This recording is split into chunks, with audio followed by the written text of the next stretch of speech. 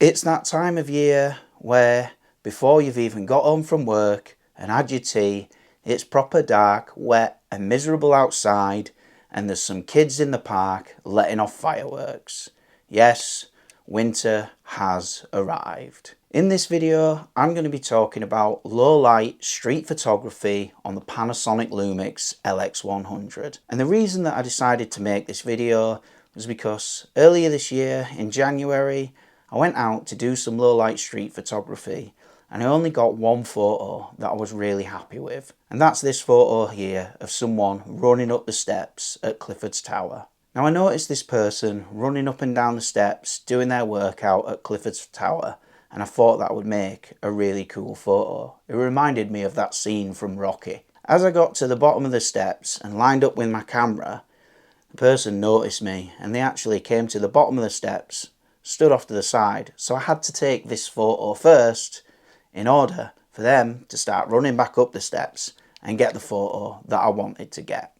Anyway, that's beside the point. I wanted to test myself and go out on a low light street photography shoot with a Panasonic Lumix LX100 and see what I could get. Here we go.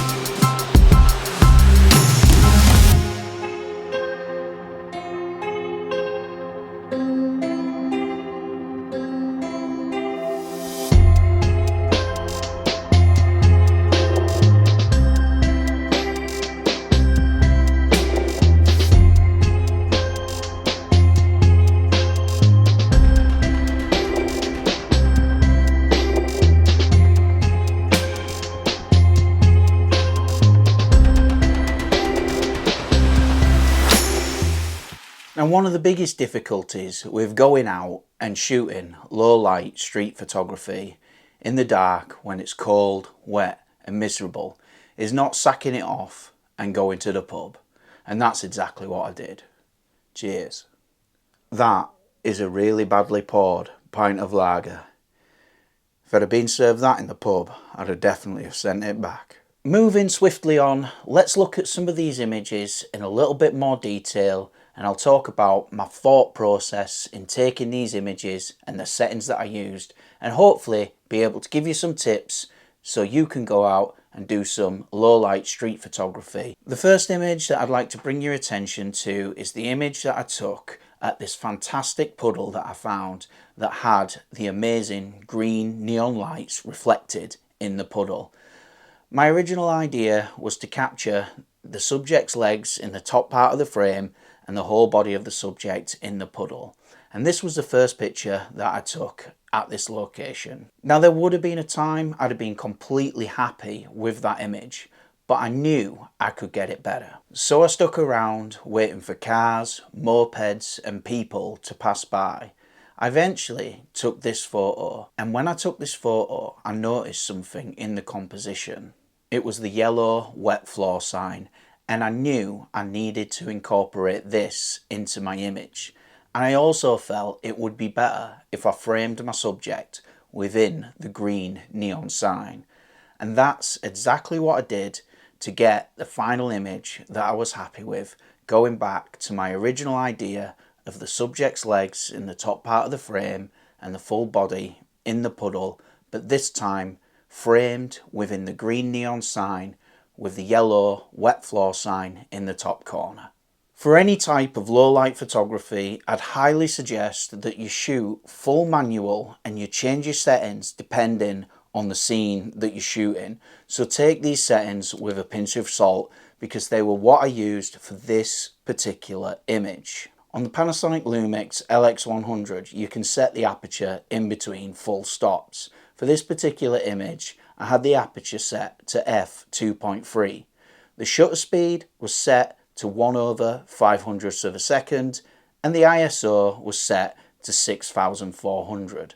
Now, using such a high ISO on a micro four thirds sensor can introduce a lot of noise, and that's just something that you're going to have to deal with while shooting with a small compact camera like the Panasonic Lumix LX100. Before we take a look at more photos from a low light street photography shoot with the Panasonic Lumix LX100, I'd just like to say a massive thank you if you've made it this far into the video. It really means a lot, and I'd really appreciate it if you subscribe to my channel. This is the 4th video I've made about the Panasonic Lumix LX100, so if you've not seen those other videos, be sure to check them out.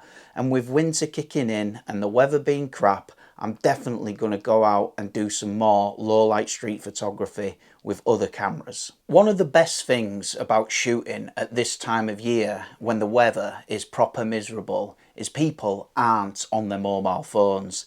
And honestly, I try and avoid taking images of people on the mobile phones unless it tells a really good story. I just think it's proper boring, people walking about staring at the phone.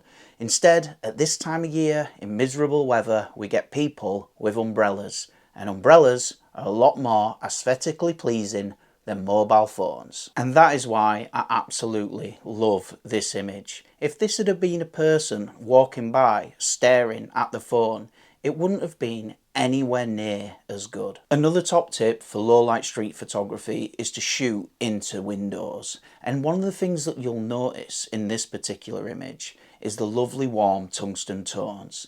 And the reason being is I don't use auto white balance. I used a fixed white balance of 5500 Kelvin because when you're outside in the cold, the wet and the miserable, I find the image looks nice and toasty and warm as you're looking through the window at the people inside. Another top spot for low light street photography is bus stops. Bus stops, you can always find people sat waiting for a bus, and they make pretty easy subjects to take images of. In this particular image, I caught the car's headlights really well, and it created a nice silhouette of the subject at the bus stop.